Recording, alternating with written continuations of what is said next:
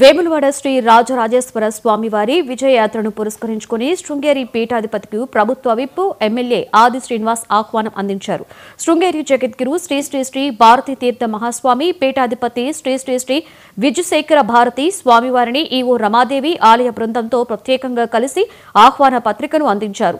దక్షిణ కాశీగా పేరుగాంచిన వేములవాడ ఆలయ అభివృద్ధి విస్తరణపై స్వామివార్లకు వివరించారు. వచ్చే నెలలో తప్పకుండా రాజన్న ఆలయానికి వస్తామని వారి ఆశీస్సులను అందజేశారు శృంగేరి స్వామివారులు. ఆ తర్వాత విప్ ఆది శ్రీనివాస్ ఆలయ బృందం శృంగేరిలో శారదా అమ్మవారిని దర్శించుకుని తుంగభద్రా నదిలో ప్రత్యేక పూజలు నిర్వహించారు.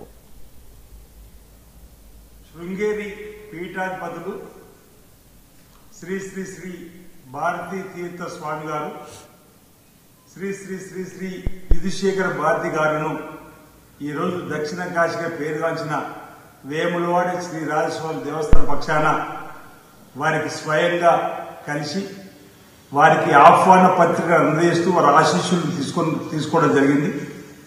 వచ్చే మాసంలో వారి విజయ యాత్రలో భాగంగా తెలంగాణకు వస్తున్న క్రమంలో వేములవాడ దేవాలయానికి రావాలని స్వయంగా కోరడంతో పాటు తెలంగాణ రాష్ట్ర ప్రభుత్వం గౌరవ ముఖ్యమంత్రి శ్రీ రేవంత్ రెడ్డి గారి నాయకత్వంలో వేములవాడ ఆలయాన్ని పట్టణాన్ని అభివృద్ధి పద్ధతుల్లో తీసుకుపోతున్నటువంటి అంశాలను చెబుతూ వేములవాడ ఆలయాన్ని దర్శించుకొని స్వామివారికి అభిషేకం చేసి అక్కడ భక్తులను ఉద్దేశించి వారి యొక్క ప్రవచనాలు చెప్పడంతో పాటు ఆలయ విస్తీర్ణానికి సంబంధించినటువంటి తగు సూచనలు సలహాలు వారి యొక్క ఆలోచనకు అనుగుణంగా ముందుకు పోవడానికి కోసం వారి ఆశీస్సులు అందేయాలని చెప్పని కోరడం జరిగింది.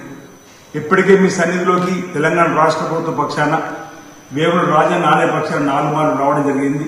మీరు ఇచ్చిన సూచనలతో ముందుకు పోతా ఉన్నాం. మొదటి దశలో భాగంగా 76 కోట్లతో అగ్రిమెంట్ పనులు పూర్తి కాబట్టాయి. పనులు ప్రారంభించే దశలో ఉన్నామని మాట చెబుతూ అన్న సత్రానికి సంబంధించి 35 కోట్ల అగ్రిమెంట్ కాబడిందని చెబుతూ 47 కోట్లతో రోడ్డు వేలకు సంబంధించిన అంశాన్ని కూడా వారి దృష్టికి తీసుకొని వెళ్లడం జరిగింది. వారు కూడా వచ్చే ఈ విజయోత్సవ యాత్రలో భాగంగా తెలంగాణకు వచ్చినప్పుడు వచ్చే నెలలో వేములవాడ రాజన్న ఆలయానికి తప్పక వస్తామని చెప్పని వారు మాట కూడా